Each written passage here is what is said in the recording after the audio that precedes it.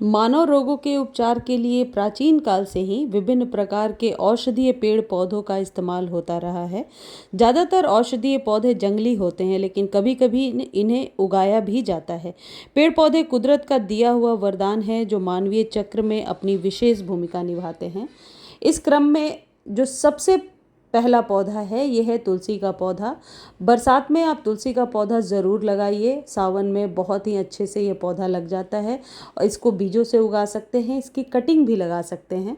यह पौधा लगभग पूरे भारत में पाया जाता है। तुलसी के पत्तों का इस्तेमाल खांसी, सर्दी, जुकाम, मलेरिया, दंत रोग, लीवर की बीमारी और श्वास संबंधी बीमारियों को दूर करने के लिए उपचार किया जाता है। कई मामलों में इसे लीवर टॉनिक की तरह भी इस्तेमाल किया जाता है। आपको याद होगा, कोरोना के समय, लॉकडाउन के समय हम तुलसी का काढ़ा पीते थे। ये इतना जीवनदायिनी पौधा है जो हर घर में ज़रूर होना चाहिए, और इसके पत्तों के इस्तेमाल से बहुत तरीके की बीमारियों से छुटकारा पा सकते हैं। इसके पत्तों का पाउडर बनाकर यदि हम फेस पर लगाते हैं तो हमारा फेस चिकना और सुंदर बनता है। तुलसी के बहुत सारे गुण हैं, जिस पर सेपरेट वीडियो मैं कभी ज़रूर बनाऊंगी। यह है कड़ी पत्ता। कड़ी पत्ता अपने घर में ज़रूर लगाइए, आपके खाने के जायके को बढ़ाता है। स्वाद को बढ़ाने के साथ साथ इसके औषधीय गुण भी बहुत ज़्यादा हैं। ये ब्लड शुगर लेवल को मेंटेन करता है, और इसे आप पौधे से, कटिंग से बहुत आसानी से लगा सकते हैं। 5 से 6 इंच के कंटेनर में भी ये बहुत अच्छे से ग्रो हो जाता है। इसके लिए ज़्यादा जगह की भी ज़रूरत नहीं है। बालकनी गार्डन में आप बहुत आसानी से उगा सकते हैं। नाइट्रोजन युक्त खाद देना है। वीडियो के अंत में मैं आपको दिखाऊंगी कि किस खाद को देने से ये सारे पौधे बहुत ही अच्छे से ग्रो होंगे।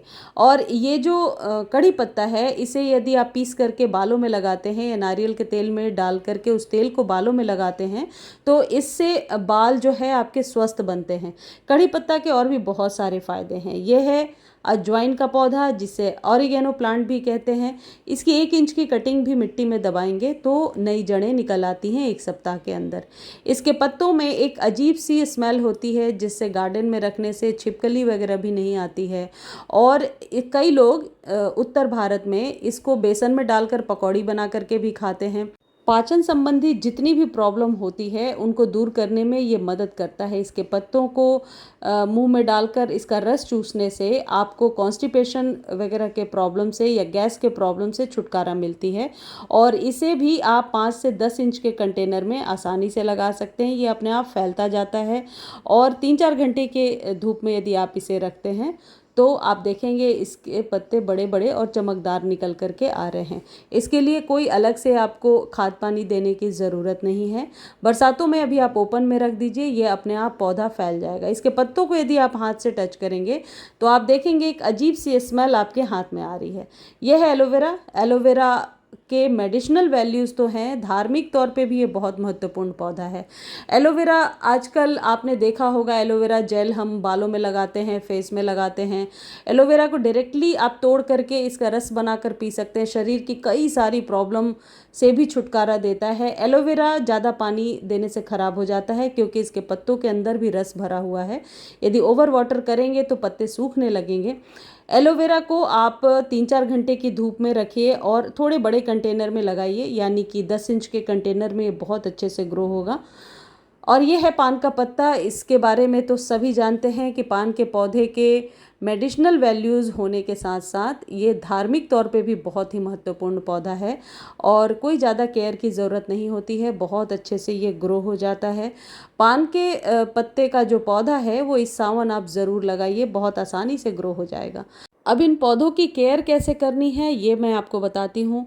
सबसे पहले आप पौधे की गुड़ाई करेंगे। जब भी खाद देना है, यानी 15 दिनों में एक बार आप गुड़ाई ज़रूर करें। ज़्यादा सख्त मिट्टी होने से आपके पौधे ख़राब होने लगते हैं। पौधे की जो मिट्टी है वो हमेशा वेल ड्रेन और रिच होनी चाहिए। नाइट्रोजन वाली खाद, यानी कि गाय के गोबर की खाद, जो सड़ी हुई गोबर है, साल भर पुरानी हो कम से कम, उसे यूज़ कीजिए।